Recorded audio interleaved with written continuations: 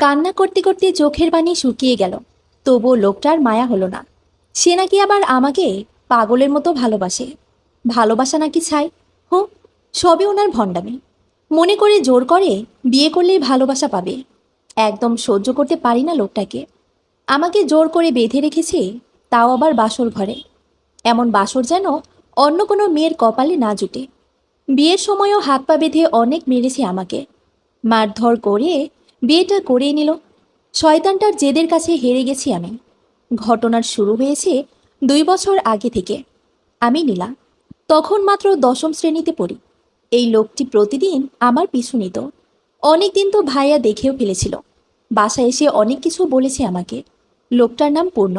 Honours শেষ করেছে। এখন আর লেখাপড়া করে না, কিন্তু মাস্তানি করে পুরো এলাকায় নাম করে ফেলেছে। তাই ভাইয়া ওকে দেখতে পারেন না। আমাকে অনেকবার তার ভালোবাসার কথা বলতো। আমি কোনো পাত্তা দিতাম না। আমার সাথে অন্য কোনো ছেলে কথা বলতে সাহস পেত না ওনার জন্য। ওনার পরিবার খুব ভালো ছিল, তবুও ওনাকে কখনো ভালোবাসতে ইচ্ছে হয়নি। এমন করে 2টা বছর চলে যায়। ওনার জ্বালায় অতিষ্ঠ হয়ে গেছি আমি।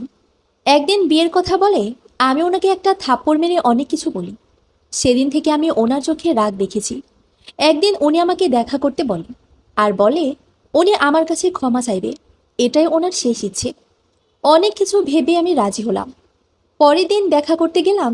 উনি আগের মতোই ওনার ভালোবাসার কথা বলতে থাকে। আমি রাগে চলে আসতে চাইলাম। ঠিক তখনই পেছন থেকে মুখ চেপে ধরে। পরে আর কিছু মনে নেই আমার। জ্ঞান ফিরতেই দেখি লোকটা আমার মাথার কাছেই বসে আছে। বুঝতে পারলাম উনি আমাকে ওনার কাছে নিয়ে এসেছেন। আমি অনেক কান্না করি প্রথমে। উনি আমাকে অনেক বোঝায়, কান্না করে, ভালোবাসার কথা বলে। কিন্তু আমি চিল্লাচিল্লি শুরু করি। ওনার রাগ অনেক বেশি ছিল, তাই আমার হাত পা বেঁধে থাপড়াইছিল। গালগুলো লাল হয়ে গেছে। উনি মুখের বাঁধন খুলে দিল। আমি ফোপাতে ফোপাতে কান্না করতে লাগলাম। আমাকে আগে কেউ কখনো এমনভাবে মারেনি। কান্না করতেও কষ্ট হচ্ছিল। হয়তো লোকটার একটু মায়া হয়, তাই সরি বলতে থাকে। বিয়ের সব ব্যবস্থা করে ফেলে উনি। ওনার বাসার কেউ কিছু জানে না, শুধু ওনার মা একটু একটু জানে। এদিকে আমি বিয়ে করব না বলে কান্না শুরু করলাম। আবার সেই থাপড়ানি। এমন করে বিয়েটা করেই ফেলল লোকটা। মনে একটুও মায়া নেই। ওনার থাপ্পড় খেতে খেতে আমার নাক মুখ ফুলে গেছে। চোখগুলো লাল হয়ে আছে। ওরা আমার হাত মুখ বেঁধে বসিয়ে রাখছে। হু হু আসছে উনি। হ্যাঁ মুখে খুললেই কান্না শুরু করব। তোমার খুব কষ্ট হচ্ছে তাই না? ওহু ওহু। ও, তোমার তো মুখ বাঁধা। দাঁড়াও, খুলে দিচ্ছি। দেখো, পাগলিটা কেঁদে কেঁদে চোখের কি অবস্থা করছে। আপনার কি সত্যি কষ্ট হচ্ছে এটা দেখে? মানে, তুমি কেন বুঝতে পারো না আমার ভালোবাসা? ভালোবাসেন তাই না? হুম, অনেক বেশি। জানো, ফুল দিয়ে এই ঘরটা আমি নিজের হাতে সাজিয়েছি, শুধু তোমার আর আমার জন্য। আমার জন্য তো অবশ্যই। আচ্ছা, তুমি আপনার এই ইচ্ছেটা মেটাতে আমায় নিয়ে আসছেন তাই না? কি বলছো তুমি এসব? আমি তোমাকে ভালোবাসি। যদি অন্য কোনো ইচ্ছে থাকতো, তাহলে কবে ইচ্ছেটা পূরণ করে নিতাম। কিন্তু না, আমি তোমাকে সারা জীবনের জন্য চাই। তাহলে এখন কেন এই ইচ্ছে? এখন তুমি আমার বউ, আর আমি তোমার স্বামী। আমার সব কিছুতে তোমার অধিকার আছে। ঠিক তেমনি তোমার সব কিছুতে আমার অধিকার আছে। আপনি আমাকে কখনোই ভালোবাসেননি, শুধু ভোগ করতে চাইছেন। কি বললা তুমি? আপনি আমাকে ভোগ করতে চাইছেন। আবার বলো তো। হ্যাঁ, আপনি আমাকে ভোগ করতে চাইছেন। লোকটা রাগের মাথায় নিজেকে কন্ট্রোল করতে পারে না। আমি কান্নাকাটি শুরু করছি। ওনার হাতে পায়ে ধরে ক্ষমা চাইছি। উনি কোনো পাত্তা দিলেন না। আমার চোখের পানির কোনো মূল্য নেই। এই প্রথম ওনার ভেতরের জানোয়ারটাকে দেখতে পেলাম। আমি কান্না করছি সারা রাত ধরে, আর উনি পরে পরে ঘুমাচ্ছেন। বদমাইশ কোথাকার। সকাল 8টা বাজে। লোকটা ঘুম থেকে উঠে দেখে আমি কান্না করছি। নীলা, চুপ করো। আর কত? ওহু ওহু ওহু। আল্লাহ, এই মেয়ের চোখের পানি কবে শেষ হবে? আর আমার কবে শান্তি হবে? খোদা, একটু তাকাও আমার দিকে। এখন খুব কষ্ট হয় তাই না? আমারও হয়েছিল। উফ, এই বউ রান্না করতে যাও। আহ, তুমি তো আবার রান্না পারো না। আমাকেই করতে হবে। উনি গোসল করে রান্না শেষ করে আমাকে ডাকতে আসলেন। এই মেয়ে, কি সমস্যা তোমার? এখনও কান্না করতেছো কেন? ঠাস ঠাস। আমি একদম চুপ হয়ে অবাগের মতো তাকিয়ে রইলাম। আমাকে টানতে টানতে বাথরুমে নিয়ে গেল। চলো, তোমাকে গোসল করিয়ে দেব। কি? হ্যাঁ, লুচ্চা, সব দেখার ধান্দা তাই না? মনে করছেন কিছু বুঝি না, তাই না? কিছু দেখার কি বাকি আছে নাকি? সব দেখে নিছি কালকে। কুত্তা, বের হন। আমি একা গোসল করতে পারবো। আচ্ছা, করো গোসল। তো করলাম, কিন্তু এখন পরবো কি? উফ। এই, বলো, আমি কি পরবো? এই নাও, শাড়িটা পরে নাও। কি? শাড়ি? কিন্তু আমি তো পরতে পারি না। আমি এসে পরিয়ে দিই। এই না না, আমি পরে নেব। কোনো রকম শাড়িটা পেঁচিয়ে বের হলাম। পূর্ণ তাকিয়ে আছে অবাক দৃষ্টিতে, আর মিটি মিটি হাসছে। আমি মুখ ফুলিয়ে বসে আছি। হঠাৎ আয়নায় চোখ পড়ল। হ্যাঁ, আজ সত্যি আমাকে বউ বউ লাগছে। নিজেকে তো বউ বউ লাগছে, কিন্তু জামাই তো আস্ত একটা জানোয়ার। ওহো, জামাই বললে ভুল হবে। জানোয়ারটা একজন ধর্ষক। না জানি কত মেয়ের সাথে এমন আচরণ করছে, কত মেয়ের জীবন নষ্ট করছে। উফ, ভাবতেই গা শিউরে ওঠে। কিছু বললেই যেভাবে থাপড়ায়, মনে হয় আগে মানুষের বাড়ি বাড়ি ঢোল বাজাতো। আজব মানুষ, ঢোল আর মানুষের তফাৎ বুঝে না। আর যাই হোক, এর সাথে আর একদিনও থাকা যাবে না। পালাতে হবে যেভাবেই হোক। মানুষ চেষ্টা করলে সবই পারে, সফল হতে না পারলে সেটা অন্য ব্যাপার। একটা প্ল্যান কর নীলা, নয়তো এই শয়তান তার মায়ের খেতে খেতে জীবন শেষ করবে। শয়তানটা গেল কই, দেখতে হবে। না, বাড়িতে তো নেই। আসলে প্ল্যান অনুযায়ী কাজ করতে হবে। শয়তান আসার অপেক্ষাই করি। গালে হাত দিয়ে বসে আছি। বড়রা বলতো, গালে হাত দিলে জামাই মরে যায়। তাই আমি সেই চেষ্টায় আছি যদি কাজে দেয়। প্রায় 40-50 মিনিট পর আসলো সে। যা করার এখনই করতে হবে। ও আম্মা গো, আরে সোনা আম্মু বাসায়। এত তাড়াহুড়ো করলে কি চলে? ওদের না হয় কদিন পর জানাবো বিয়ের কথাটা। আরে, আমি কি আপনার আম্মুকে ডাকছি নাকি? আমার শরীর খারাপ লাগছে, তাই কষ্টে আম্মাকে ডাকছি। হুম, তাই কেমন খারাপ শুনি? আমার মাথা ঘুরছে, আর বমি বমি লাগছে, হাঁটতেই পারছি না। বাহ, একদিনে আমি বাবা হতে চললাম। বলতে হবে মাই, আমার পাওয়ার আছে। কে বাবা হবে? কিসের বাবা হবে? আমি বাবা হব তোমার বাচ্চার। বেশ আনন্দ লাগছে আমার। দাঁড়াও, মিষ্টি নিয়ে আসছি। আরে থামেন তো, আমার বার কিসের বাচ্চা? মানুষের। দূর, কী সব আজে বাজে কথা বলছেন? আরে আজে বাজে না, এইসব প্রেগনেন্সির লক্ষণ। আচ্ছা আচ্ছা, তাহলে তো আমাদের শিওর হওয়ার জন্য ডাক্তারের কাছে যেতে হয় তাই না? তা তো অবশ্যই, কিন্তু তুমি তো হাঁটতেই পারছো না, কিভাবে যাবে? ওহো, আমার তো হেঁটে যাব না, গাড়ি করে যাব। হ্যাঁ, তা অবশ্যই ঠিক বলেছ। আচ্ছা, বিকেলে তৈরি থেকো, ডাক্তারের কাছে নিয়ে যাব। আচ্ছা। বলদ, এত তাড়াতাড়ি কেউ প্রেগনেন্ট হয় না, এটাও জানে না? মনে মনে খুশি হয়ে বললাম। বিকেল 4টায় লোকটা আমাকে নিতে আসে। তুমি রেডি? হ্যাঁ চলেন। আরে আরে, তুমি হেঁটে কোথায় যাও? কেন? নিচে যাচ্ছি। তোমাকে কোথাও যেতে হবে না। মানে? চলো। বোকামে, হাঁটতে পারে না আবার হাঁটতে আসে। আমি আছি কিসের জন্য? বলে আমাকে কোলে তুলে নিল। কোলে করে গাড়িতে নিয়ে বসালো। রওনা দিলাম। লোকটা আগে থেকেই আমাকে বলে রেখেছে, আমি যেন রাস্তায় চিল্লাচিল্লি না করি। করলে আমাকে পাবনায় রুগী বানিয়ে দেবে, মানে পাগল। আমিও ভালো মেয়ের মতো চুপচাপ বসে আছি। সুযোগ বুঝে কোপ দিতে হবে। আমি মনের সুখে গান গাইছি। শয়তানটা আর চোখে তাকায় আমার দিকে। যেতে যেতে দেখলাম বেশ খানিকটা দূরে একটা ফুচকাওয়ালা। শয়তানটা জানে ফুচকা আমার খুব পছন্দ, তাই সে গাড়ি থামালো আর বলল আমি যেন গাড়ি থেকে নামার দুঃসাহস না করি। আমিও ভালো মেয়ের মতো মাথা দুলিয়ে হ্যাঁ বললাম। শয়তানটা তো আর জানে না আমার মাথায় কি চলে। সে চলে যাচ্ছে ফুসকা আনতে। গাড়ির লক খোলা। এই সুযোগ, আমাকে পালাতে হবে। গাড়ি থেকে নেমে অন্য পাশ দিয়ে দিলাম দৌড়। শয়তানটা দেখতে পাইনি। দৌড়াতে দৌড়াতে মাগরিবের আজান শুনতে পাই। একটু দাঁড়ালাম। আমি কোথায় কিছুই বুঝতে পারছি না। উফ, বাসার কারো ফোন নাম্বার মনে আসছে না। টেনশনে সব খেয়ে ফেলছি। এত মন ভোলা হলে কিভাবে হবে? এখন আমি কি করব? বাসায় কিভাবে যাব? কিছুই তো চিনি না। এতক্ষণে হয়তো জানোয়ারটা আমাকে খোঁজাখুঁজি শুরু করে দিয়েছে। আমাকে পেলে না জানি কি করে আল্লাহ এখান থেকে ভাগি আমি। দৌড়াতে দৌড়াতে পেটের নিচে ব্যথা শুরু হয়ে গেছে। বেশ খিদে পেয়েছে। মানুষের কাছে জিজ্ঞেস করতে করতে রেল স্টেশনে চলে এলাম। স্টেশনটা বেশ চেনা চেনা লাগছে। হঠাৎ মনে পড়ল এটা চট্টগ্রাম রেল স্টেশন। 2 বছর আগে নানুর সাথে আসছিলাম। ভেতরে গিয়ে দেখি এটাই লেখা ছিল। জানতে পারি ঢাকা যাওয়ার ট্রেন রাত 10টা 30 মিনিটে আসবে। আমাকে অপেক্ষা করতে হবে। এখন 8টা বাজে। আমার কাছে টিকিটের টাকাও নাই। যেভাবেই হোক আমাকে চুরি করে লুকিয়ে হলেও ঢাকা যেতে হবে। এই জানোয়ারে থেকে বাঁচলে হয় আমার। এইদিকে পেটের ভেতর থেকে মিছিল হচ্ছে, খাবার দে খাবার দে বলে। এত এত খাবারের ঝুড়ি নিয়ে বসে আছে লোকজন, আর আমি টাকার অভাবে খেতে পারছি না। এখন আমার খুব জোরে চেঁচিয়ে বলতে ইচ্ছে হচ্ছে, আমাকে ভাত দে, নয়তো আমি তোদের পৃথিবী খেয়ে নিব। এইসব ভাবতে ভাবতে একটা কোণে পিঠ ঠেকিয়ে দাঁড়ালাম। কেউ দেখে ফেলবে বলে মুখ নিচু করে বসে পড়েছি। কত হাসি খুশি ছিলাম আমি। আমার সাথে এমনটা না হলেই পারত। আমি কি ওনার কোনো ক্ষতি করেছি? আমি শুধু নিজের মতো বাঁচতে চেয়েছিলাম, আর কিছু নয়। আচ্ছা, বাসার সবাইকে আমাকে খুঁজেছে, আমাকে কি তাদের মনে পড়ে? আর ওই ছোট্ট গোলাপ গাছটা কি শুকিয়ে গেছে নাকি কেউ যত্ন করছে? ভাবতে ভাবতে চোখে পানি চলে এসেছে। সবাইকে খুব মনে পড়ছে এখন। প্রচুর পানি পিপাসা পেয়েছে, ঘেমে একাকার হয়ে গেছি। এখন পানি খেতে না পারলে মনে হয় মরে যাব। মাথা তুলতেই সে লাল লাল চোখ আমার সামনে চলে এসেছে। আমার দিকে তাকিয়ে আছে এক দৃষ্টিতে, হাতে পানির বোতল। মনে হয় আমাকে পানির সাথে মিশিয়ে খেয়ে ফেলবে। লোকটা পানির বোতল আমার দিকে এগিয়ে দিল। আমিও কিছু না বলে খেয়ে নিলাম, কারণ আর 5 মিনিট আমি পানি না খেয়ে থাকলে মনে হয় মরে যাব। কি, পানি খাওয়ার সাথে সাথে মাথা ঘোরাতে লাগলো।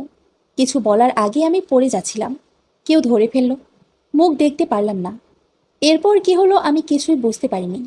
নিজেকে আবিষ্কার করলাম অন্ধকার রুমে, সেই লাল টুকটুকে চোখের সামনে। চোখগুলো আমার দিকে তাকিয়ে আছে। আমি ভয়ে কাচুমাচু হয়ে বসলাম আর ভাবতে লাগলাম আজকের ঝড়ের নাম কি দেওয়া যায়। এমন রাগি রাগি মুখ দেখে আমার তো হিসু পেয়ে গেছে। ও নো, এখন কি করি? এটা তো বলাও যাবে না, পরিবেশ খুব গরম এখন। প্রায় 5 মিনিট পর নীরবতা ভেঙে লোকটা আমাকে 4-5টা থাপ্পড় দিল। লুকোচুরি খেলা খুব মজার, তাই না? আরও কিছু খেলতে মন চাইলে বলো, দুজনে খেলি। আমি কে? কানের নিচে আরও 2টা দিলে মনে পড়ে যাবে তুমি কে। আচ্ছা আচ্ছা, এখন চুপচাপ একাই ভালো ভাবাগো। নিজেকে খুব চালাক ভাবো, তাই না? তুমি কি ভেবেছিলে তুমি আমার থেকে পালিয়ে গেছো? ওহো, আমি না চাইলেও তুমি এই বাসা থেকে বের হতে পারবে না। আমি শুধু একটু গেম খেলেছি তোমার সাথে। আমি জিতে গেলাম, তুমি হেরে গেলে। এখন তো সারা জীবন তোমার আমার সাথেই থাকতে হবে। সুইটহার্ট, ভালোবাসি খুব তোমায়। জোর করে কখনো ভালোবাসা পাওয়া যায়? চাইলেই পাওয়া যায়। আপনি আমাকে কষ্ট দিয়ে নিজে সুখী হতে পারবেন? তুমি আমাকে কষ্ট দিয়ে সুখী হতে পারলে আমি কেন পারবো না? আপনার কি আমার প্রতি কোনো মায়া নেই? সবাই নিজে সুখী হতে চায়, তুমিও চাও আমিও চাই। তাই আমি নিজেকে সুখী করার চেষ্টা করছি। আর মায়া তো অনেক অসহায় মানুষের প্রতি আমার আছে। কিন্তু তোমার জন্য যা আছে সেটা ভালোবাসা। আমি যে আপনাকে ভালোবাসি না, আমি তো বাসি, খুব বেশি, খুব খুব। তাই বাবন, আমার থেকে দূরে যাবার কথা ভুলেও মাথায় এনো না। গালটা ফুলে গেছে, আর কখনো এমন করো না লক্ষ্মীটি। রাগ হলে যে নিজেকে কন্ট্রোল করতে পারি না গো বউ। আমি যে তোমার রাগী জামাই। বলেই লোকটা মিটমিটিয়ে হেসে হনহনিয়ে রুম থেকে বেরিয়ে যাচ্ছে। এইদিকে আমি দুগালে দুহাত দিয়ে বসে আছি অভাগীর মতো। আহ, কত বড় কপাল! সকাল সন্ধ্যা থাপড়ানি খেতে হচ্ছে। অনেক রাত হয়ে গেছে, কিছু একটা খেতে হবে। পেটের ভেতর যুদ্ধ শুরু হয়ে গেছে, থাপড়ে তো আর পেট ভরে না। আস্তে আস্তে করে নিচে নামতে দেখলাম লোকটা খাবার নিয়ে উপরে আসছে। লোকটা যে কিভাবে বোঝে আমার কখন কি চাই! উফ, আমাকে দেখেই হাত ধরে রুমে নিয়ে আসলো। নিজের হাতে খাইয়ে দিতে লাগলো, ঠিক আম্মুর মতন। কেমন যেন মুখ ভরা মায়া আর মায়া। না না নীলু, তোর এসব ভাবলে চলবে না। ভুলে যাবে না এই মায়াবী চেহারার পিছনে একটা জানোয়ারের রূপ আছে। হঠাৎ করে রাগ হতে লাগলো। এখান থেকে চলে যান, আমার আর খিদে নেই। ওলে আমার আদুরি রে, মনে হয় আবার রাগ হয়ে গেছে। এই, তুমি রাগ কই রাখো বলো তো? পেটের ভেতর। হায় আল্লাহ, এ কি সর্বনাশ হলো আমার! এই পেটে আমার বাবু হাঁটাহাঁটি করবে। এর মধ্যে রাগ থাকলে সেও তার মায়ের মতো রাগী হবে। তখন আমার একুল ওকুল কোনো কুলই থাকবে না। বাবুটা ঠিক আমার মতো হতে হবে, বুঝলে? যেন লোকজন দেখলে বলে, বাপকা বেটা। কথাগুলো দাঁতে দাঁত চেপে শুনছি আমি। অনেকক্ষণ একা একা বক বক করে নিচে গিয়ে আবার রুমে আসলাম। এই বউ, কি গো? ওই, শোনো, নাকি হয়েছেটা কি? আমার না খুব প্রেম প্রেম পাচ্ছে, লজ্জায় লাল হয়ে। এখন কি আমি নাচবো? আহা, এমন করো কেন? তো কি করব? দাঁড়াও, বলে আলমারি থেকে একটা নীল রঙের শাড়ি নিয়ে আসে। নাও, এটা পরে আসো তো। পারবো না। কি বললে? না মানে পরতে পারি না। চলো, আমি পরিয়ে দিচ্ছি। না না, একাই পরতে পারবো। রাত তখন প্রায় 3টে হবে। আমি শাড়ি পরে রুমে এলাম। লোকটা তো দেখি লুচ্চা লুচ্চা চোখে দেখছে আমাকে। উফ, অসহ্য। আস্তে আস্তে কাছে আসতে থাকে। আমি পেছনে যেতে যেতে দেয়ালে পিঠ ঠেকে যায়। মনে মনে হায় আল্লাহ করতে লাগলাম। লোকটা একটু নিচে ঝুঁকে নাকে নাক লাগিয়ে বলল, খেলা শুরু করা যাক। আমি ধাক্কা দিয়ে বিছানায় ফেলে দিলাম। ভয়ে ঘামতে শুরু করলাম। না না, আমি কিছু খেলবো না। আমি ঘুমাবো। আমাকে একা ঘুমাতে দিন। সুইটার, প্রথমত এই খেলা তোমার ইচ্ছে নয়, আমার ইচ্ছেতে হবে। আর দ্বিতীয়ত, তোমাকে বিয়ে করেছি একা ঘুমানোর জন্য নয়। এখন আসো আমার কাছে, আমার আদুলি। আপনার মতো জানোয়ারের সাথে আমি এক বিছানায় কখনো ঘুমাবো না। তোমার কি ভালো কথায় কখনো কাজ হয় না?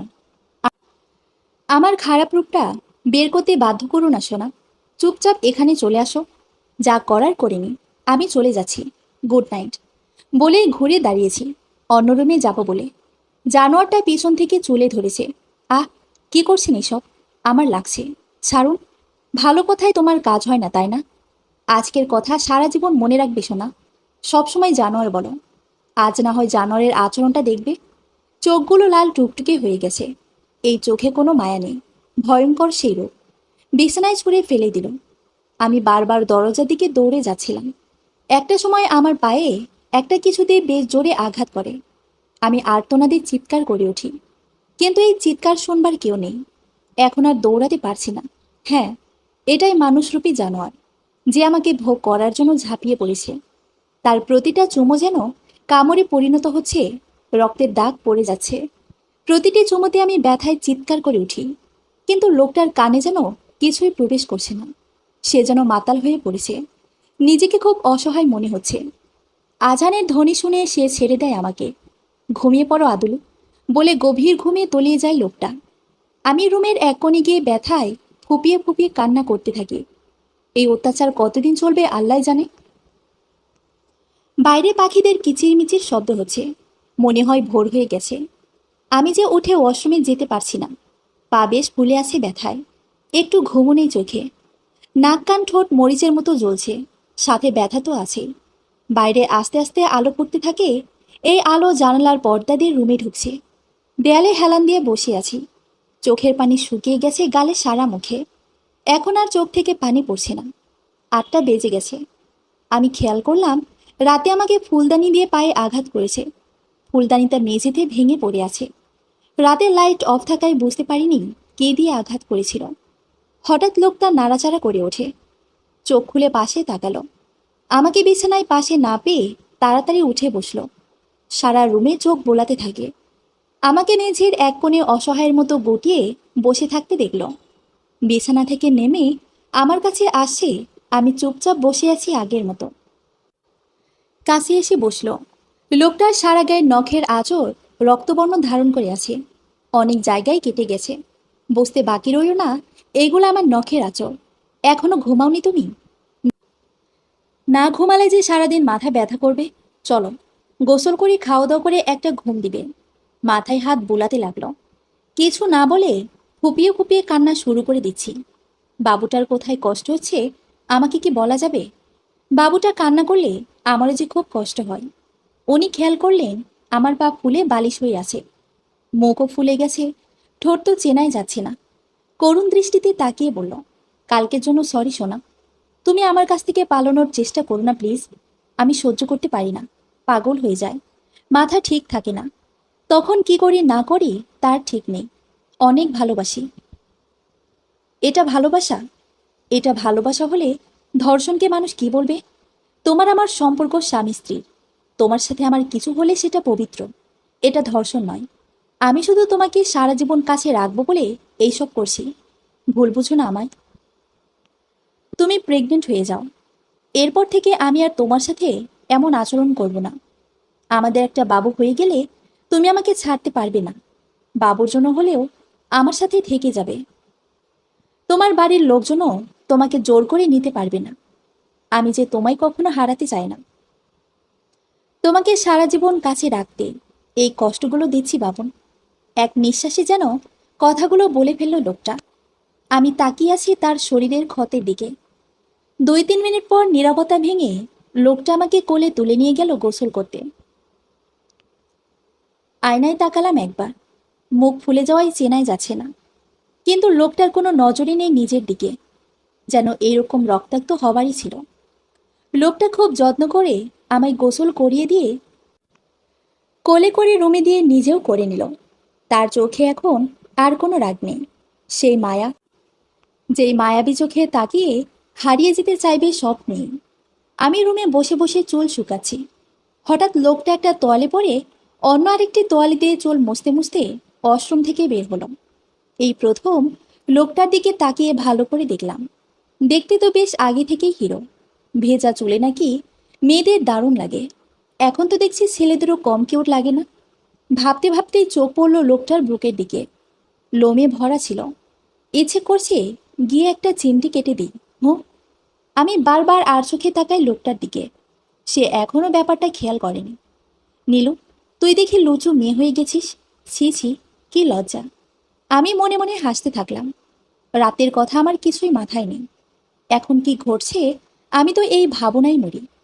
কিছুক্ষণ পর আমার সামনে কোমরে হাত দিয়ে দাঁড়ালো লোকটা। আমি তো ভয়ে শেষ। না জানি আবার কি করলাম। ইয়া আল্লাহ, এবারের মতন বাঁচিয়ে দিও। এই যে পিচ্ছি, এত বেলা হলো, এখনো কি খিদে পায়নি আপনার? খিদে তো সেই কখনই পেয়েছে। ফ্রিজে তো খাবার রাখা ছিল। আমার পা। ও সরি সরি, দাঁড়াও, আমি খাবার নিয়ে আসছি। না, আমি নিচে যাব। তোমার পা? পায়ে হেঁটে যাব কেন? কোলে করে নিয়ে যান। বাব্বা, আমার বউ তো আমার থেকেও বেশি রোমান্টিক। কথাটা বলতেই আমি একটা ভেঙচি কেটে দিলাম। লোকটা আমাকে কোলে করে নিয়ে যাচ্ছে। আমি তার শরীরের গন্ধ নিচ্ছি। মানুষের গায়ে একটা আলাদা গন্ধ থাকে। আমি এটা উপভোগ করতে লাগলাম। আমাকে নিয়ে টেবিলের সামনে বসালো। অনেক খাবার সাজানো আছে টেবিলে। উনি নাকি নিজের হাতে আমার জন্য রান্না করেছেন। না, লোকটা অতটা খারাপ না, শুধু রাগ হলে জানোয়ার হয়ে যায়। এটা ছাড়া সব ঠিক আছে। উনি নিজের হাতে খাইয়ে দিচ্ছেন আমাকে, আর ছোটবেলার গল্প জুড়ে দিলেন। আমিও মন দিয়ে শুনছি, আর ওনার ছোটবেলার দুষ্টু দুষ্টু কাণ্ড শুনে দুজন হাসতে হাসতে লুটোপুটি খাচ্ছি। লোকটাকে এখন পুরোপুরি বাচ্চা বাচ্চা লাগছে, যেন খুব নিষ্পাপ।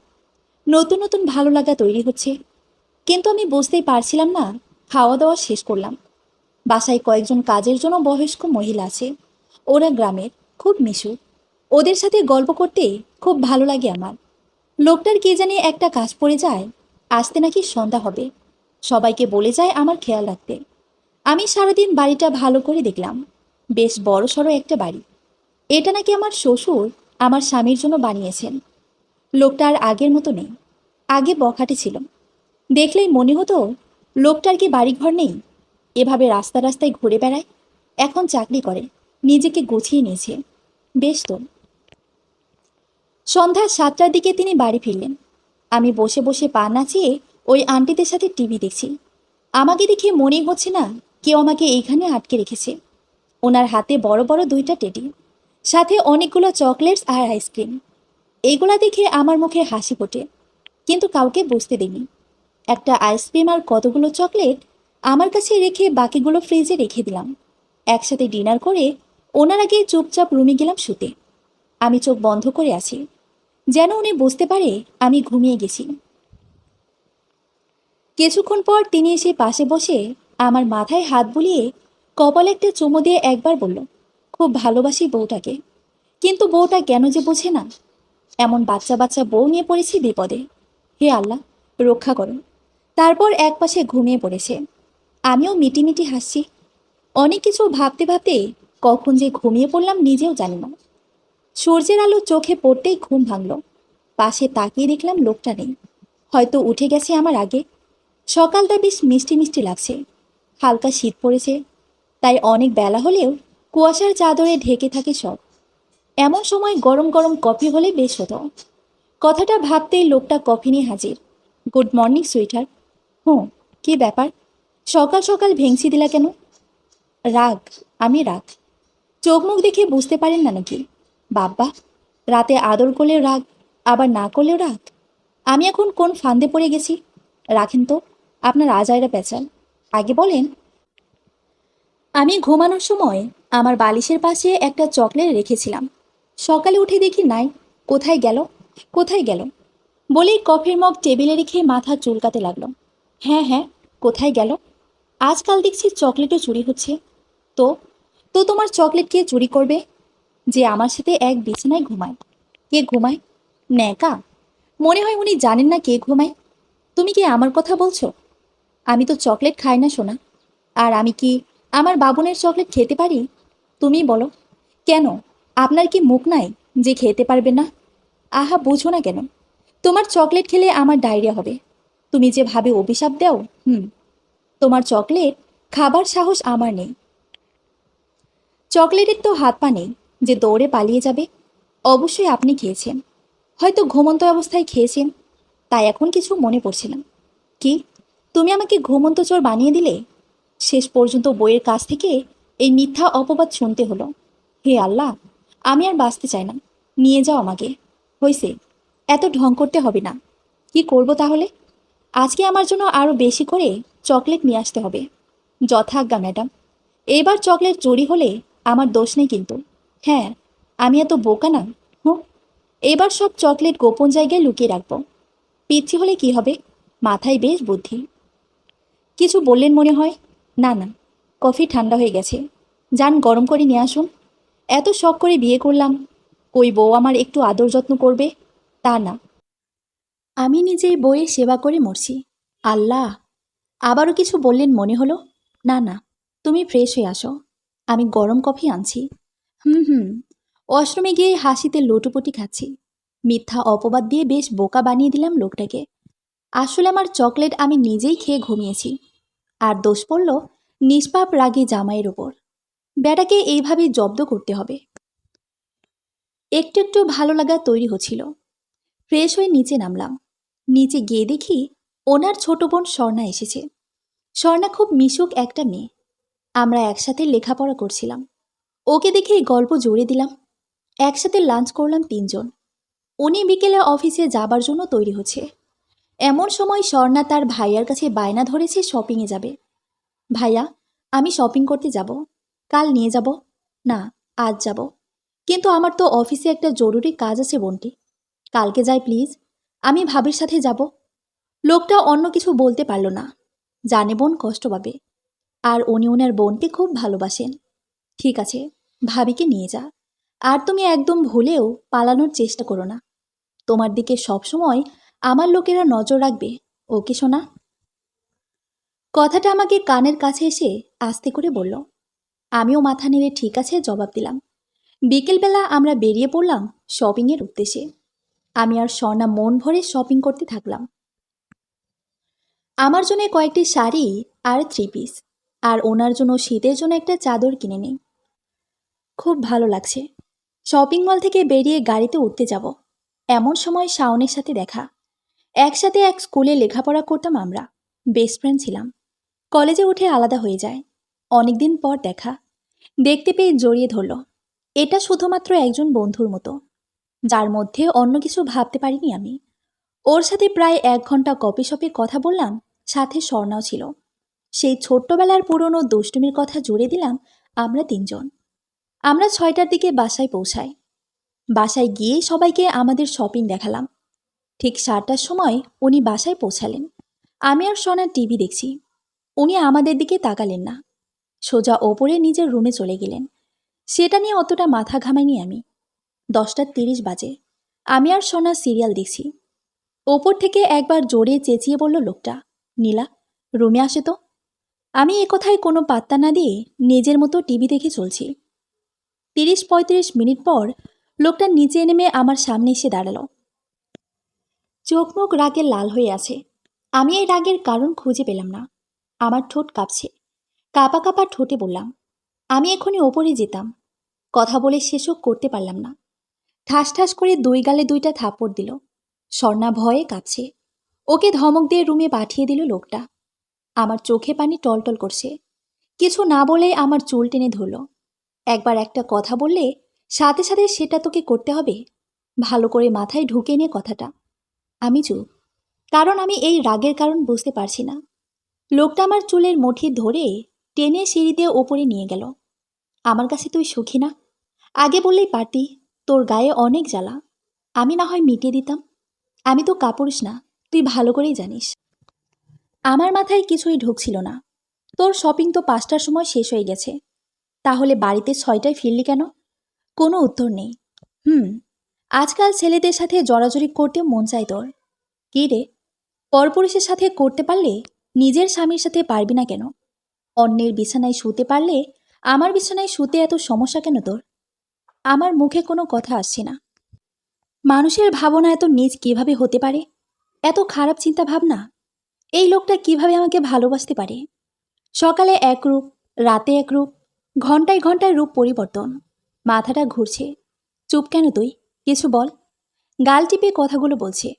আমার চোখ পানিতে ভরে গেছে, শুধু ঝরার অপেক্ষা। তোকে যে কি করতে ইচ্ছে করছে আমার। এই, আমার কি নেই যা ওই ছেলের মধ্যে আছে? বল। টেনের শাড়িটা খুলে ফেলেছে। তোর কোথায় কোথায় হাত দিয়েছে তোর ওই প্রেমিক? এইখানে এইখানে এইখানে হাত দিয়ে দেখাচ্ছে আর চিল্লাচ্ছে। তুই তো অপবিত্র হয়ে গেছিস, তোকে এখন পবিত্র করতে হবে। আমি কিছু বলতে চেয়েও বলতে পারিনি, শুধু অবাক হয়ে দেখছিলাম মানুষটাকে। এখন তো আমার অবাক হওয়ারই পালা। একটা মূর্তির মতো দাঁড়িয়েছিলাম আমি। লোকটা আমাকে টেনে ওয়াশরুমে নিয়ে গেল। রাত 12টা বাজতে চলল। ঝর্ণার নিচে নিয়ে ঝর্ণা ছেড়ে দিল। সারা রাত তুই এই পানির নিচে দাঁড়িয়ে থাকবি, ভুলেও এর নিচ থেকে সরবি না, কথাটা মাথায় রাখিস। আমি চুপচাপ দাঁড়িয়ে আছি। Bye sweeter. উম্মা বলেই চলে গেল। এটা কি আসলেই ভালোবাসা? এমনিতেই শীতের সময়, পানি বরফে পরিণত হয়েছে। হে আল্লাহ, আমি তোমার কি এমন ক্ষতি করেছিলাম? কেন তুমি এতটা কষ্ট দিচ্ছ আমায়? দেখা যাক এই অত্যাচার কতদিন চলতে থাকে। শরীরে প্রচণ্ড ব্যথা অনুভব হলো। মাথায় চিনচিন ব্যথা করছে। আস্তে করে চোখ মেলে তাকালাম। এ কি, আমি কোথায়? পাশে তাকিয়ে দেখি লোকটা আমার হাতের উপর মাথা রেখে ঘুমিয়ে আছে। আমি হাসপাতালের বেডে শুয়ে আছি। কি হয়েছে আমার? আমার নাড়াচাড়া লোকটা বুঝে যায়। তাড়াতাড়ি ঘুম থেকে উঠে বসে। চোখ দুটো লাল হয়ে আসে। মনে হয় ঘুমাইনি সারা রাত। এখন কেমন লাগছে তোমার? ভালো। কিন্তু আমার কি হয়েছিল? সকালে উঠে দেখি তুমি জ্ঞান হারিয়ে ফ্লোরে পড়ে আছো। রাতের জন্য আমি অনেক অনেক সরি। আর কখনো এমন হবে না সোনা। আমার ভুল হয়ে গেছে। আমি তো বাজে মেয়ে, তাই এমন ব্যবহার পেতে হয়। এতে আপনার তো কোনো দোষ নেই। এমন বলে না লক্ষ্মীটি। তুমি খুব ভালো, খুব মিষ্টি, আমার আদরের বউ। হ্যাঁ, খুবই আদরের। খুব ভালো জানি আমি। আচ্ছা, তোমার জন্য একটা সারপ্রাইজ আছে। কি সারপ্রাইজ? বাসায় ফিরলেই দেখতে পাবে। আমি এখনই যাব বাসায়। কি ব্যাপার, আগে আমার কাছ থেকে পালাতে চাইতে, আর এখন আমার কাছে তাড়াতাড়ি আসতে চাইছো?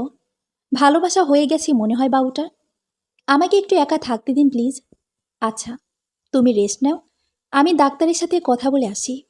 বলেই চলে গেল। কিছু একটা ভাবতে লাগলাম। এমন সময় স্বর্ণার আগমন। তোমার তো ভাগ্য খুব ভালো ভাবি। আমার ভাই যে বউ পাগলা হয়ে গেছে, মানে? তোমার তো 2 দিন কোনো জ্ঞান ছিল না। এই 2 দিন ধরে ভাইয়া কিছু খেলো না, একটু ঘুমায়ও নেই, শুধু তোমার পাশে বসেছিল। কখন তোমার জ্ঞান ফিরে এই আশায়। ভাই আমার প্রেমে পাগল হয়ে গেছে বলেই মিটিমিটি হাসছে স্বর্ণা। ভাবি, বলো, পাশের কেবিনে কে ভর্তি আছে জানো? কে? শাওন। এটা আবার হাসপাতালে ভর্তি কেন? দেখলেই বুঝবে। আচ্ছা চলো। কোথায়? শাওনের কাছে। তোমার শরীর এখন কেমন? হাঁটতে পারবে তো? হ্যাঁ, এখন তো বেশ ভালো লাগছে। হাঁটতে পারবো, চলো। আস্তে আস্তে করে পাশের কেবিনে গেলাম। এ কি, শাওনের এই অবস্থা কিভাবে হলো? একটা পা উপরে ঝোলানো, সারা গায়ে ব্যান্ডেজ। আমি গিয়ে পাশে বসতেই শাওন চোখ খুলল। আমাকে দেখে ভয়ে কাঁপতে লাগলো। আমি মাথায় হাত দিতেই ও বলে উঠল, তুই তুই আমাকে ধরিস না আম্মা। আগে জানলে আমি কখনো তোর দিকে তাকিয়ে কথাও বলতাম না। তুই আমার আম্মা বা দাদি নানি সব। মাফ করে দে খালাম্মা। কি রে, মাথায় প্রবলেম হয়েছে নাকি তোর? কি বলো সেসব আবল তাবল? আমার থেকে দূরে থাক বইনি, না হলে তোর জামাই আমাকে জীবিত কবর দিবে। কথাটা শুনতেই মাথায় হাত চলে গেল আমার। হায় আল্লাহ, এই লোকটাকে যে কি করতে ইচ্ছে করে, কোনো কিছুর হুঁশজ্ঞান নেই। রাগ হলে কি করে না করে নিজেও জানে না। অনেকক্ষণ ধরে বসে আছি বেডে। লোকটা আসলো। চলো সুইটহার্ট, তোমার যাবার সময় হয়ে গেছে। চলেন। আরে আরে, হেঁটে যাবে নাকি? হ্যাঁ, নয়তো কি হাসপাতালের ভেতরে গাড়ি নেই? গাড়ি করে যাব নাকি? ওহো, আমি আছি। কি করতে তাহলে? বলেই কোলে তুলে নিল, নিয়ে গাড়িতে বসালো। আমার তো শাওনের অবস্থা দেখে মাথায় আগুন জ্বলছে। আমি বড় বড় করে তাকিয়ে আছি লোকটার দিকে। মা গো মা, এমনভাবে তাকিয়ে আছো যেন আমাকে পানি দিয়ে গিলে খাবে। হ্যাঁ, খাবো। বুঝতে পারছি তোমার খুব খিদে পেয়েছে। আমাকে খেও না প্লিজ।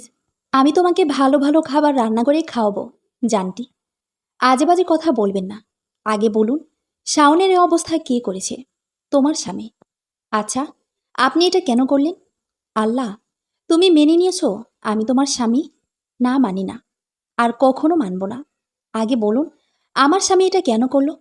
তোমার স্বামী এটা মানতে পারিনি। কোনটা? ওই যে তার মিষ্টি বউটাকে কেউ জড়িয়ে ধরবে এটা? শাওন আমার বেস্ট ফ্রেন্ড। ফ্রেন্ড বলে ঘষাঘষি করতে হবে? দূর থেকে কথা বললে হয় না? ওর ভাগ্য ভালো বলে হালকা মেরে আবার হাসপাতালে ভর্তি করে দিয়ে এসেছি। দ্বিতীয়বার কেউ এমন করলে মেরেই ফেলব। আমার বউকে স্পর্শ করা, ভালো করে মজা বুঝিয়ে দেব। ভালো করে বুঝিয়ে বললেই হতো। অত শত বোঝাতে পারি না আমি। হ্যাঁ, শুধু মারামারি করতে পারেন। হ্যাঁ, তা বেশ ভালোই পারি। আহ, ফাঁক দিয়ে পড়েছি আমি বিপদে। কিছু বললে? কই না তো। আর তুমি ভালো করে শুনে রাখো, তোমার ভাই, আব্বু, কাছের আত্মীয় স্বজনরা ছাড়া যেন অন্য কেউ জড়িয়ে ধরতে না পারে। ধরলে খুব খারাপ অবস্থা হবে। কার? তোমার, আর যে ধরবে তার। তোমাকে ধরবো আমি, ভালোবাসবো আমি, আদর করব আমি, মাঝে মাঝে রাগও দেখাবো আমি, অন্য কেউ না। হুঁ, ভেংচি দিলা কেন? আমার ইচ্ছে। ওহো, যা হবে সব আমার ইচ্ছেতে। তোমার ইচ্ছেতে কিছু হবে না, তাই? হ্যাঁ, তুমি এখনো আমার কাছে আছো, কারণ এটা আমার ইচ্ছে। যদি আমাকে চুরি করে নেয় কেউ, পারবে না।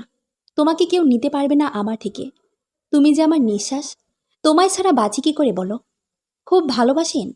ভালোবাসি কিনা জানি না, কিন্তু তোমাকে আমার প্রয়োজন, খুব প্রয়োজন। ঠিক অক্সিজেনের মতো তুমি ছাড়া আমি অচল। তুমি নেই আমি নেই, তুমি আছো আমিও আছি। নীরব হয়ে দেখছি। এই চোখে শুধু আমার জন্য ভালোবাসা নয়, আমাকে হারানোর ভয়ও আছে। আমাকে অন্য কারো সাথে দেখলে তার রাগ হয় খুব। এটাই হয়তো ভালোবাসা। আমাকে অন্য কারো হতে দিতে চায় না সে। আমি কি শুধুই তার? এই, এই বলুন। ভাবনার জগৎ থেকে চলে আসলাম। তুমি আমাকে ভালোবাসতে পারো না কেন? আমার দোষটা কোথায়? আমাকে জোর করে আটকে বিয়ে করেছেন, আবার দোষ খুঁজেন আপনি। অন্য ছেলে হলে রেপ করে ছেড়ে দিত। আমি তোমাকে ভালোবাসি বলে বিয়ে করে পরে স্পর্শ করেছি। একই তো কথা। তোমাকে জোর করে স্পর্শ করার কোনো ইচ্ছে আমার ছিল না। আমার একটা বাবু চাই, ঠিক তোমার মতো। সারা বাড়ি নাচানাচি করবে, আমাকে আব্বু বলবে, তোমাকে আম্মু বলবে। বাচ্চাটা হয়ে গেলে সব তোমার ইচ্ছেতে হবে। তুমি যা বলবে তাই। তুমি যদি আমাকে ফ্লোরে ঘুমাতে বলো, আমি তাই করব, প্রমিস। খুব ভালোবাসি তোমায়। এইসব তোমার আর আমার জন্যই করছি। লোকটার চোখে কত স্বপ্ন, সব কিছুই ঠিক আছে, শুধু রাগটা বেশি। আমার রাগী জামাই। মিটি মিটি হাসতে লাগলাম আমি। ওনার কথা শুনতে শুনতে বাড়ির সামনে পৌঁছে গেলাম। বাড়িতে ঢুকতেই আমি অবাক হয়ে গেলাম। বাসায় ঢুকে যে এত বড় সারপ্রাইজ পাবো তা আগে ভাবতেই পারিনি। আমার সামনে আমার আম্মু আব্বু ভাইয়া, ওনার আম্মু আব্বুও বসে আছে। আমি গিয়ে আম্মুকে জড়িয়ে ধরে কান্না করতে লাগলাম। অনেক দিন পর তাদের দেখতে পেলাম, খুব ভালো লাগছে। আম্মু আমার চোখ মুছে দিচ্ছে। আমাদের তো আগে বললেই পারতি রে মা, আমরা সব মেনে নিতাম। মানে কি? তুই পূর্ণকে ভালোবাসিস, আমাদের আগে বললেই হতো। এইভাবে না পালিয়ে আমাদের বললে আমরা সুন্দরভাবে আয়োজন করে তোদের বিয়ে দিতাম। আমার মাথার ওপর দিয়ে যাচ্ছে সব। কী সব বলছে এরা? আমি কিছু বলতে যাব, এমন সময় লোকটা আমাকে টেনে ওপরে নিয়ে উপরে চলে আসলো। কি ব্যাপার? আমাকে জোর করে নিয়ে আসলেন কেন? ওদের কথা ভালো করে বুঝতেও পারলাম না। যাই, আমি শুনে আসি কি হয়েছে। ছাড়ুন আমাকে। কোথাও যেতে হবে না। আপনি তাদের কি বলেছেন বলুন। ওহো, বলবো না। বলুন না প্লিজ। আচ্ছা, বললে কি দেবে? আমার কাছে তো কিছু নেই। কী বা দিব? ওহো, কিছু তো দিতে হবে, নয়তো বলবো না। আচ্ছা, দিব। কি দিবে শুন? আমার বুঝি লজ্জা করে না? ওরে আমার লজ্জাবতী রে, বলতে এত লজ্জা পেলে দিবি কিভাবে? আগে বলুন, পরে দিয়ে দিব। আগে বলো, কি দেবে পরে বলে দিব। আমি একটা আমি একটা তুমি একটা কি? আমি একটা চুমু দিব, মাথা নিচু করে। ওলে বাবালে, কোথায় কোথায় দিবে? আহ, দিলেই তো দেখবেন। এখন বলুন কি বলেছেন ওদের? বলেছি কি? বলেছি আমরা দুজন 4 বছর ধরে প্রেম করেছি। বাসার হয়তো মেনে নিবে না, সেই ভয়ে ওদের না বলে পালিয়েছি। কি? হ্যাঁ, কুত্তা বিলাই শয়তান। লোকটা হাসি শুরু করেছে। আমি রাগে ওনার চুল ধরে টানছি। প্রায় 5 মিনিট ওনার চুল ধরে ছিঁড়েছি। আরে থামো থামো। না, থামবো না। আপনি এত বড় মিথ্যে বললেন। মিথ্যুক একটা। কিসের মিথ্যে? বিয়ের আগে প্রেম না করলে তো বিয়ের পর করছি এখন। কিসের প্রেম? হ্যাঁ, আল্লাহ, দেখো, নীলাই সব দিবার কিন্তু কথা ছিল। যা দিবার কথা ছিল ওটা দেও। উহু, দিব না। দিবা না? উহু, দিবে না তো? না না না, বুঝেছি। আমারটা আমাকে জোর করে আদায় করে নিতে হবে। হুঁ, ভালোই হলো। আমি নিজে আদায় করে নিলে অন্য কিছু নিতে পারবো। অন্য কিছু কি? ওই যে বাসরাতের কথা মনে আছে? আমার তো লজ্জা লাগছে এক্ষুনি। না। কি না? কাছে আসো শোনা, আমি দিয়ে দিচ্ছি। আপনাকে নিয়ে দিতে হবে না। এখন যে আমার অন্য কিছু পেতে ইচ্ছে করছে। কি? বুঝে নাও শোনা। বলেই ওনার নাকটা আমার নাকের কাছে নিয়ে আসে। আমি তাড়াতাড়ি করে ওনার কপালে একটা চুমু দিয়ে দৌড়ে পালিয়ে নিচে চলে আসলাম। নীলা, একদম দৌড়াবে না। দূর। চাইলাম কি আর পাইলাম কি? কপালে না দিয়ে তো ঠোঁটেও দিতে পারতো। আহা, এই কষ্ট কই যে রাখি। নিচে গিয়ে দেখি সবাই গল্প করছে। আমিও গিয়ে বসে পড়লাম। আমি তো আজকে আমার বৌমাকে বাসায় নিয়ে যাব। সে না হয় নিবেন। আমাকেও কিন্তু কিছু দিনের জন্য আমার মেয়েকে দিতে হবে। ওহো বিয়ান, এখন কিন্তু আপনার মেয়ে নয়, এখন এটা আমার মেয়ে। আমার মেয়ে খুব লাকি যে এমন স্বামী আর এমন শ্বশুর শাশুড়ি পেয়েছে। আপনার মেয়েও কিন্তু কম মিষ্টি নয় বিয়ান। সবাই হাসাহাসি করছে, তাই আর আমি সত্যিটা বললাম না। সবাই যখন খুশি, তাহলে এটা মেনে নেওয়াই ভালো। লোকটা তো খারাপ না, আমাকেও খুব ভালোবাসে। ওনার রাগ হবে এমন কিছু না করলে হবে। তিনিও নিচে নামলেন। পূর্ণ সব গুছিয়ে নে, আজই তোদের বাসায় নিয়ে যাব। কিন্তু আম্মু, আমার অফিস কিছুদিনের জন্য ছুটি নেই। কিছুদিন আমাদের সাথে থেকে কিছুদিন নীলাদের বাসায় থেকে চলে আসবি। মেয়েটার কথা ভাব একবার। কতদিন ধরে নিজের বাড়িতে যেতে পারি না। হয়তো খুব কষ্ট হচ্ছে মেয়েটার। আচ্ছা, আমি অফিসে ফোন করে ছুটি নিয়ে নিচ্ছি। আমি তো বেশ খুশি, অনেকদিন পর বাড়ি যাব। উনি অফিস থেকে 7 দিনের ছুটি নিয়ে নিল। আমরা সবাই রাতে ডিনার করে বেরিয়ে পড়ব ঢাকার উদ্দেশ্যে। এখন সন্ধ্যা। আম্মু আর আমার শাশুড়ি মা বসে বসে টিভি দেখছে। আমি রুমে বসে বসে পা নাচানাচি করছি। এমন সময় রুমের লোকটার আগমন। এই যে ম্যাডাম, খুশিতে যে পা দোলাচ্ছেন। সব ব্যাগে গুছাবে কে? কেন? সব তো আপনিই গুছিয়ে নেবেন। হ্যাঁ, পাইছো তো একটা বিনা পয়সায় চাকর। কাজ করাও, কিন্তু কোনো বকশিসও দেও না। বইয়ের কাজ করে দিলে চাকর হয়ে যায় বুঝি? বইয়ের কাজ করলে চাকর হয় না, শালের কাজ করলে হয়। তুমি তো আমার শালি, তাই না? কেন দেও আমায় গালি? আল্লাহ, আমাকে একটা শালি দিলে পারতে। শালিটা দুলাভাইয়ের কষ্ট বুঝত, মাঝে মাঝে আদর ভালোবাসা দিয়ে ভরিয়ে দিত। আমিও শালিকে চোখে চোখে রাখতাম। লুচ্চা কোথাকার, বইয়ের সেবা করতে পারে না, আবার শালি শালি করে মরে। শালি মানেই তো মনের অর্ধেক জায়গা তার। আহা, আপনার মন আমি টেনে ছিঁড়ে নেব। এরপর দেখব কত মানুষের জায়গা হয় এতে।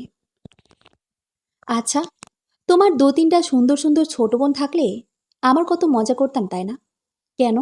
আমি বুঝি সুন্দর নই? আমাকে পছন্দ হয় না? হয় হয়, কিন্তু বউ আমার মনের কথা বুঝে না। হু, হ্যাঁ, শুধু এটাই করতে পারবে, আর কিছুই পারবে না। তাতে আপনার কি? আমার বউ, বউয়ের জন্য তো এতটুকু কাজ করতেই পারেন আপনি। না, পারি না। কেমন জামাই রে বাবা, খুব সহজ সরল জামাই। যেমনি নাচাবা তেমনই নাচবে। হুঁ, ঢং। রুমে এসে যেন দেখি সব কিছু ব্যাগে গুছানো। আহ, মহারানীর হুকুম তো মানতেই হবে। আমি আবার নাচতে নাচতে আম্মুদের পাশে গিয়ে বসলাম। আজ যেন খুশির সীমা নেই আমার। আমার আর ওনার পরিবারও আমাদের দেখে খুব খুশি। উনি আমাদের দুজনের জিনিসপত্র ব্যাগে ভরে নিলেন। একটা লাল রঙের পাঞ্জাবি পরে নিলেন, আর আমি লাল শাড়ি। ওনাকে বেশ সুন্দর লাগছে। দুজনকে নতুন জামায় বউ লাগছে। আমরা সবাই তৈরি হয়ে বেরিয়ে পড়লাম। বাইরের একটি রেস্টুরেন্টে ডিনার করে রওনা দিলাম ঢাকার উদ্দেশ্যে। ভোরে ঢাকায় পৌঁছে গেলাম। অনেকদিন পর নিজের এলাকায় খুব ভালো লাগছে। সব কিছু কত আপন। প্রথমে শ্বশুর বাড়ি নিয়ে গেল আমাদের। শ্বশুর শাশুড়ির আদর যত্নের কমতি নেই, ঠিক যেন নিজের বাবা মা। ওনাদের আদরে লোকটার খারাপ ব্যবহারগুলো ভুলেই গিয়েছিলাম। আমি ওনাদের মেয়ের মতো হবার চেষ্টা করে যাচ্ছি। আমি চাই না আমার জন্য তারা কষ্ট পাক। আমাকে পেয়ে যেন ওনাদের পরিবারটা পরিপূর্ণ হয়েছে। নিজের ছেলের থেকে বেশি আদরের হয়ে গেল বৌমা। ওখানে 3 দিন থেকে আমাদের বাড়ি চলে আসলাম। বাড়ি এসে আমি নিজের মতো করে থাকলাম 3 দিন। এই 6 দিন লোকটার সাথে আমার বেশি কথা হয়নি। আমরা নিজেদের মতো ব্যস্ত ছিলাম। লোকটা এসেছিল কথা বলতে, কিন্তু আমি সুযোগ দিইনি। ওনার ছুটির সময় শেষ, আবার আমাদের চলে যেতে হবে। সবার কাছ থেকে বিদায় নিয়ে নিলাম। তারপর রাতের ট্রেনে রওনা দিলাম চট্টগ্রামের উদ্দেশ্যে। চুপচাপ বসেছিলাম। উনি এসে কথা বলতে থাকে আর আমাকে হাসাতে লাগলো। সারা রাত গল্প করতে করতে কখন যে ভোর হতে চলেছে আমরা কেউই বুঝতে পারছিলাম না। গল্পে গল্পে ভালো লাগা বাড়তে থাকে। সকাল সকাল বাড়ি চলে আসলাম। সারা রাত ঘুম হয়নি, তাই ফ্রেশ হয়ে শুয়ে পড়লাম। লোকটা নিচে কি যেন কাজ করছিল। বিকেলে ঘুম ভাঙল। চোখ খুলতে দেখলাম আমি লোকটার বুকে মাথা রেখে হাতে হাত রেখে শুয়ে আছি। মন ভরে দেখতে থাকলাম লোকটাকে। আহা, কি মায়া যেন! সারা জীবন এই বুকে মাথা রেখে থাকতে চাই আমি। এমন সময় ওনার ঘুম ভাঙে। আহ, ঘুম ভাঙানোর সময় পেল না। লজ্জায় লাল হয়ে গেলাম আমি। ওনার চোখে আমার চোখ পড়তেই চোখ নামিয়ে নিলাম আমি। মাথা নিচু করে আছি আমি। আমার বউটা বুঝি লজ্জা পাচ্ছে? ওহো, আচ্ছা, তাহলে তো এমন কিছু করতে হবে যেন বউটা লজ্জা পায়। হুঁ, ঢং। এখনো তো কিছুই করলাম না জানটি। ছাড়ুন তো। ওহু, ছাড়ব না। আমার কাজ আছে। আমাকে আদর করা ছাড়া অন্য কোনো কাজ নেই তোমার। এখন ছাড়ুন, পরে আদর করে দিব। সত্যি তো? মা। তারপর এক দৃষ্টিতে তাকিয়ে আছে আমার দিকে। এই নজরে লুকিয়ে আছে আমার জন্য গভীর ভালোবাসা। আমি যেন হারিয়ে যাচ্ছি ওনার মাঝে। এমন দুষ্টু মিষ্টি খুনসুটি চলতে থাকে আমাদের মাঝে। আমি যেন লোকটাকে ভালোবেসে ফেলেছি। এখন আর উনি রাগ করে আগের মতো আচরণ করেন না। এখন ওনার বুকে মাথা না রাখলে আমার ঘুম হয় না। ওনার অফিস থেকে ফিরতে দেরি হলে কেমন যেন নিজেকে ফাঁকা ফাঁকা লাগে। এমনভাবে চলে যায় 2 মাস। হঠাৎ আমি অসুস্থ হয়ে পড়ি। উনি 3 দিনের জন্য দেশের বাইরে গেছেন। ওনাকে অসুস্থতার কথা জানায়নি এখনো। শুধু শুধু চিন্তা করবে তাই না বলাই ভালো। ডাক্তার আসেন আমাকে দেখতে। ওনার কথা শুনে আমি অবাক হয়ে গেলাম। আমি প্রেগনেন্ট, তাই এমন খারাপ লাগছে। এখন একটু এমন লাগবেই।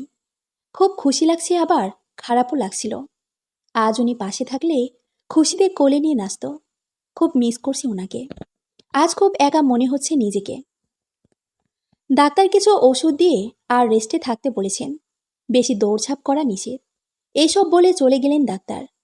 উনি এই খবরটা শুনে খুব খুশি হবে। উনি কালকেই দেশে ফিরবেন। খুশিতে নাচতে ইচ্ছে হচ্ছে আমার। এই দিনটার জন্য ওনার এত অপেক্ষা। এইসব ভাবতে ভাবতে ঘুম আর আসছে না।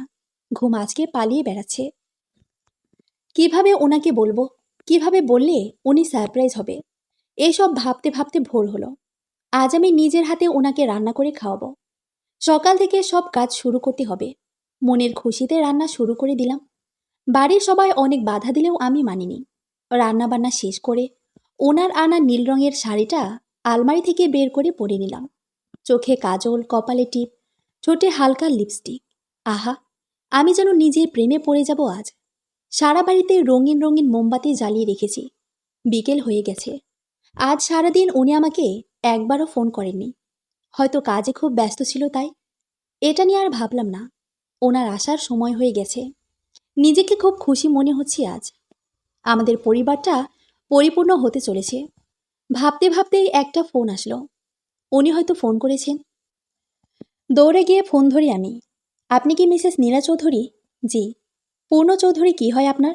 আমার স্বামী। কি হয়েছে? আর আপনি কে? আপনি তাড়াতাড়ি চট্টগ্রাম মেডিকেল হসপিটালে চলে আসুন। আমার স্বামী কি হয়েছে? আপনি আসুন আগে। হ্যালো, আমার কথা শুনুন। টুট টুট টুট। ফোন রেখে দিল।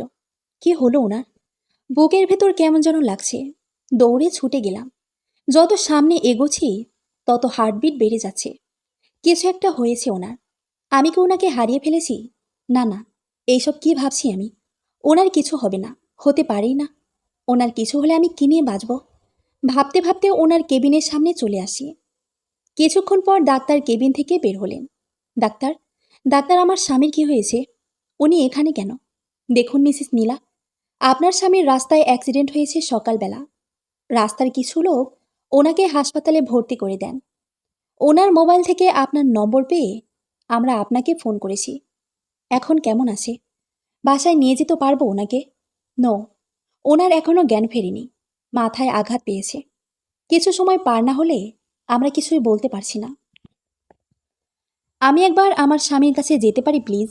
হ্যাঁ, কিন্তু কান্নাকাটি করবেন না, এতে পেশেন্টের সমস্যা হবে। ঠিক আছে, বলেই চলে গেলাম।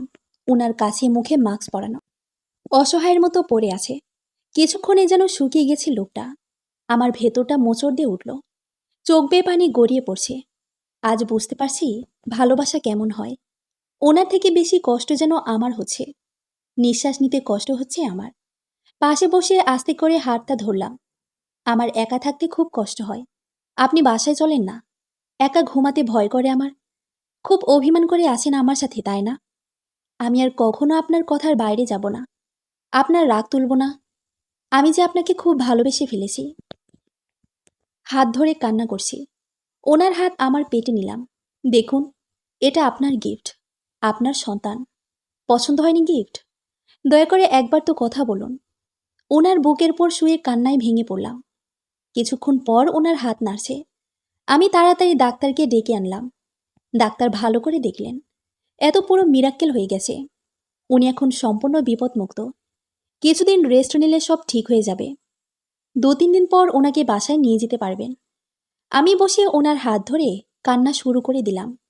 এই কান্নায় সুখ মেশানো আছে। 9 মাস পর খুব কষ্ট হচ্ছে। উনি আমার হাত ধরে পাশে বসে আছেন। আমার প্রতিটা কষ্ট উনি অনুভব করছেন। চোখ দুটো লাল হয়ে আছে। আমি বুঝতে পারছিলাম ওনার কষ্ট হচ্ছে খুব। কিছুক্ষণের মধ্যেই আমাকে নিয়ে যাবে অপারেশন রুমে। আমি ভালো করে দেখছি মানুষটাকে। যদি কখনো না ফিরে আসি, তবে এটাই যে আমার শেষ দেখা। শুনেন, বলো, ভালোবাসি আপনাকে। আমিও খুব ভালোবাসি তোমাকে। তোমার কিছু হবে না দেখে নিও। তোমাকে বাঁচতে হবে আমার জন্য। আমি মাথা নেড়ে হ্যাঁ বললাম। আমাকে নিয়ে যাচ্ছে। আম্মু আব্বু শ্বশুর শাশুড়ি সবার মুখে চিন্তার ছাপ। প্রায় 2 ঘন্টা পর আমাদের একটি ছেলে সন্তান জন্ম হলো। ঠিক ওনার মতো। খুশির বাত ছিল না। সবাই খুশি। উনি তো আনন্দে নাচানাচি করছে। সবাইকে দেখে আমিও খুশি। আর কিছু চাই না আমার। জীবন চলতে থাকুক তার আপন গতিতে। সমাপ্ত।